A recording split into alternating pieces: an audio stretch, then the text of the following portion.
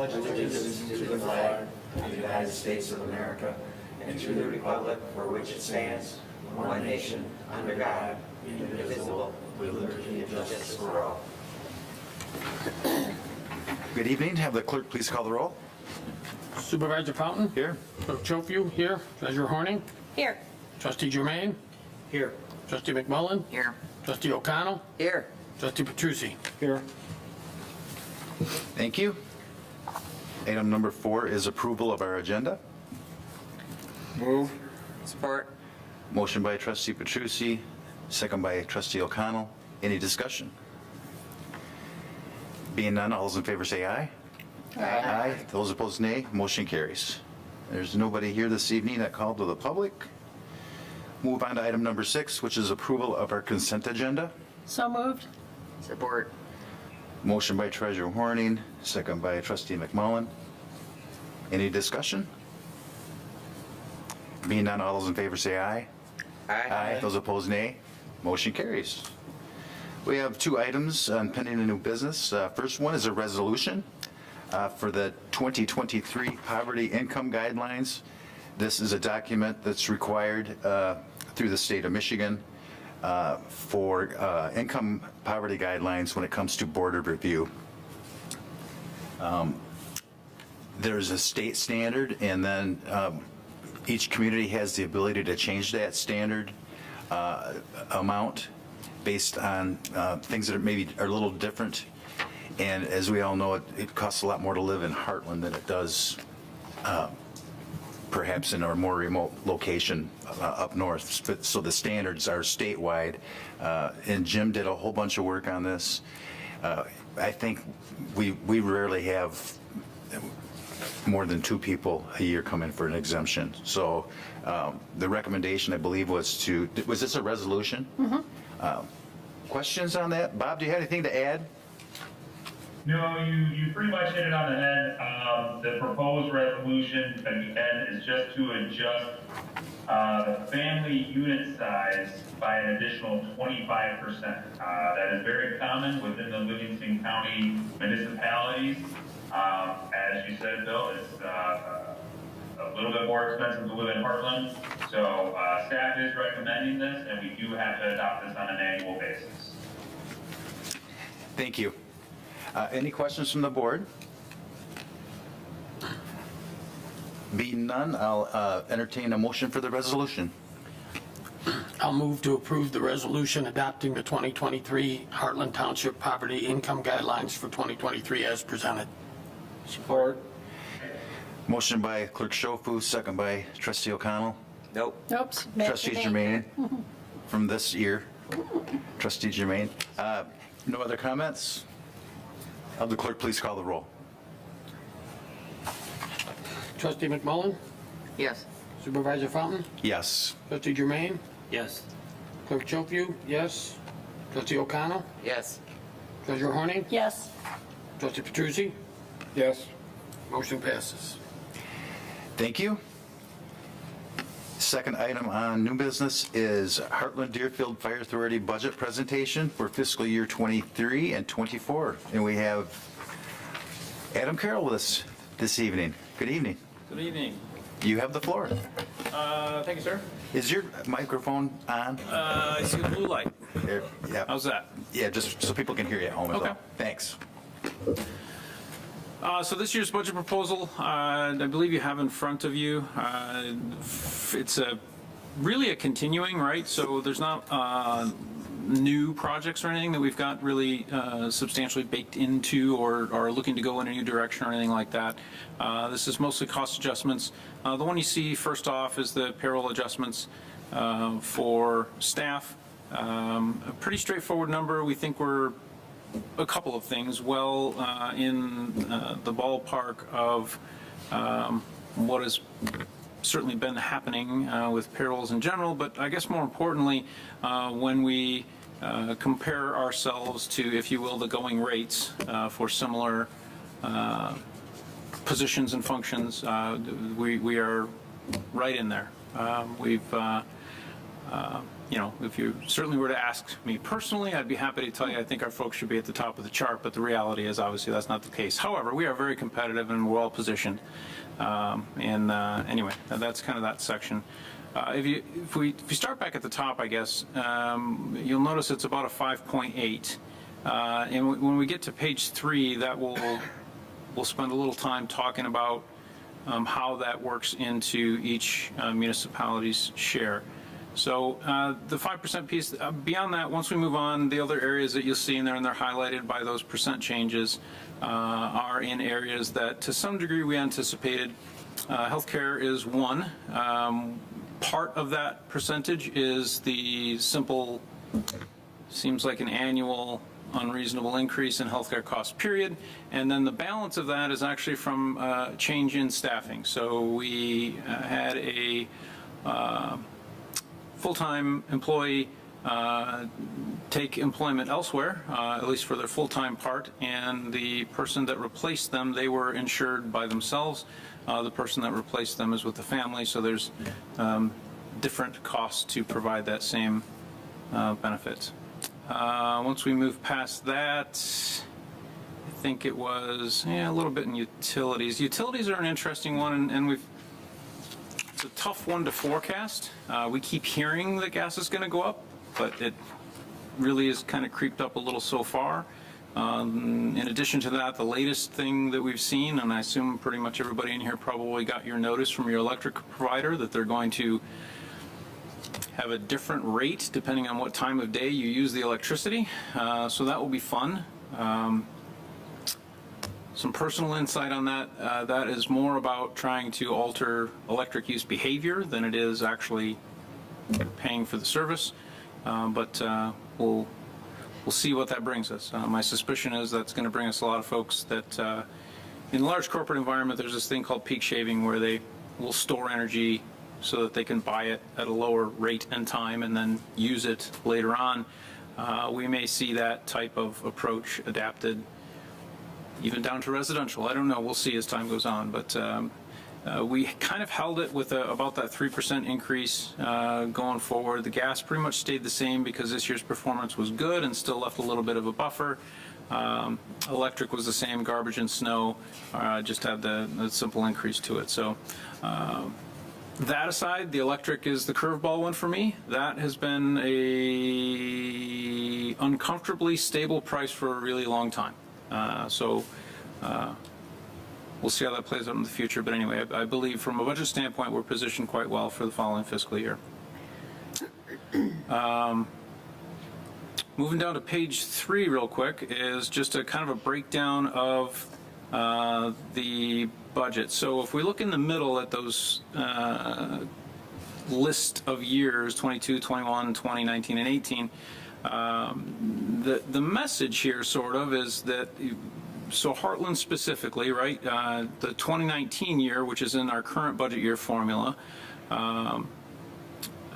we dropped off a 75.2% and Heartland picked up a 77.8%. So it's this 3-year smoothing or averaging that we use to kind of take the roller coaster ride out of the budget.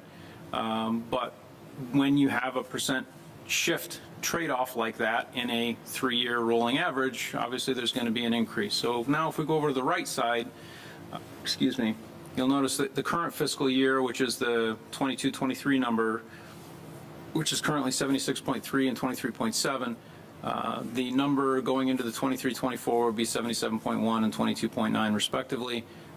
So in short, you're picking up about 0.8% increase. So how does that work out as far as literally the budget? If we move over to the far left side of the screen, there's a set of numbers in there that do not have any boxes around them. It's the 23-24 proposed budget. Subtract out the current 22-23, the difference is listed there. And then if you were to split that based on the new percentage, in short, that's kind of the shift in percent share of the budget for 23-24.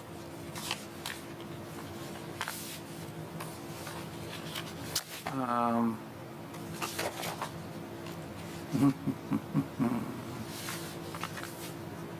think that is about it off the top of my head, barring certainly any questions. Adam? Yeah.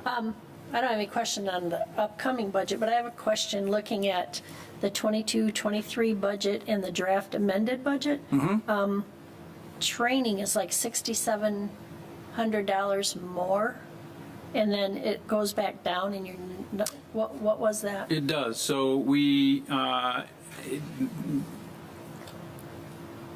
took on a training project this year, which is a new area for us, specifically called Rescue Task Force, which is for active assailant type events. And that required some equipment and training that we had not planned to do, but executed this year along with kind of the rest of the county in conjunction with the Sheriff's Office and other law enforcement agencies. So it was everything from training for our folks specifically, along with some equipment, and then along with our folks also participating in some countywide full-scale drills that we conducted at Mount Brighton.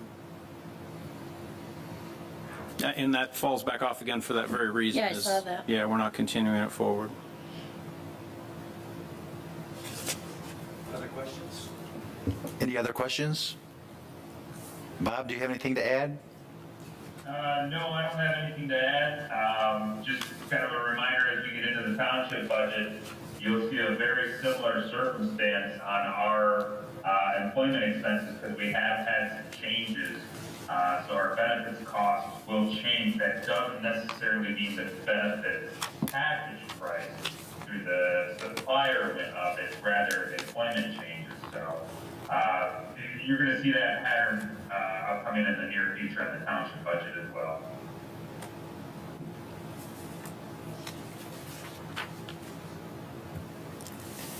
Thank you.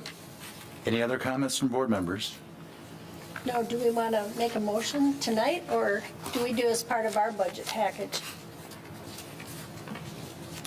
My recommendation would be for the township board to adopt the budget as presented, so we can then move forward with our budget. And until this is adopted, Heartland Township has an actual operating fire fund as well, where we collect the millage monies and then distribute. So it would behoove us to approve this prior to adoption of the other township budget. Okay, I'll move to adopt the budget as presented. Support. Motion by Treasurer Horning, second by Trustee O'Connell. Any discussion? Being none, all those in favor say aye. Aye. Those opposed, nay. Motion carries. Thank you. Thank you, Adam. Thank you. Yep, a quick update, I suppose, with the upcoming ERSI presentation. At the moment, we are on target for that 26th date.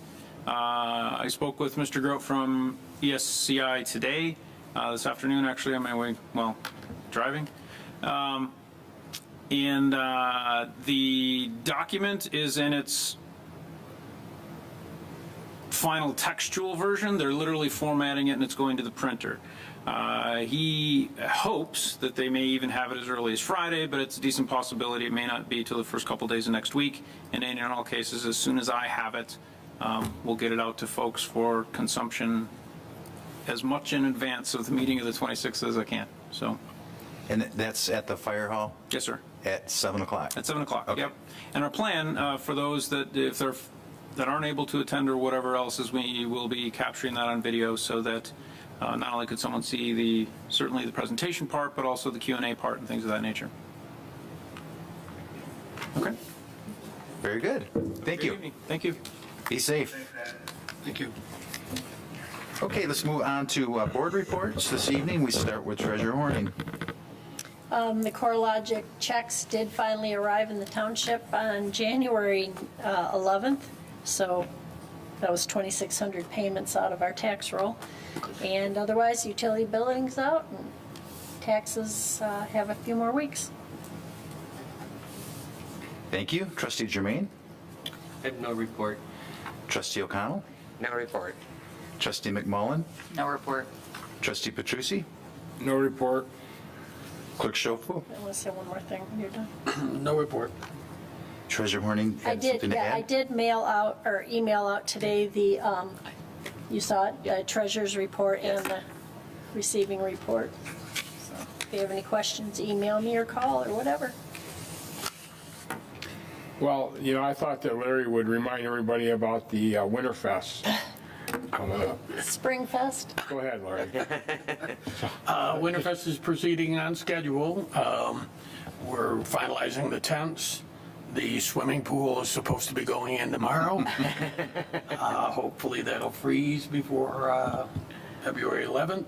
But again, it is at February 11th, Saturday. It's from 1 o'clock until dusk. It closes with the fireworks in the evening. And everything is pretty much on schedule right now. except the weather. There were some low 20s in the first week of February, I thought somebody told me. Yeah, this is supposed to change next week. But I'm saying, well, you're not really putting in the skating rink in the 40s tomorrow? How can you do that? Well, it's going to be almost 50 The tomorrow. water. I know. How can they do that? We have to give it time to freeze. Yeah. So it'll be a small pool, and then it will be hopefully Yeah, glass. If you look at the weather report, we're not getting any freezing weather till the 25th of January. Yeah, then it's supposed to get cold, I think, Yeah. too. So, just a couple quick things. We had a chamber meeting this morning.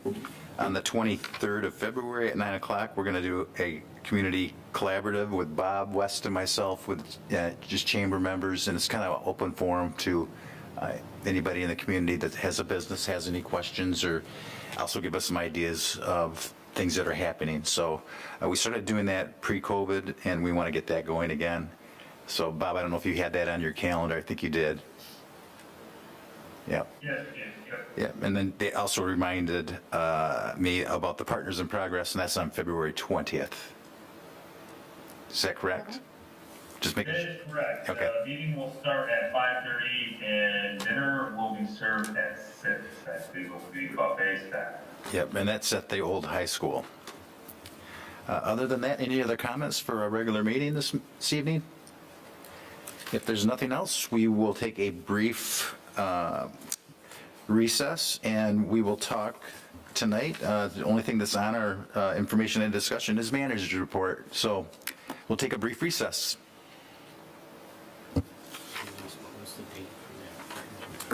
The February 20th. 20th.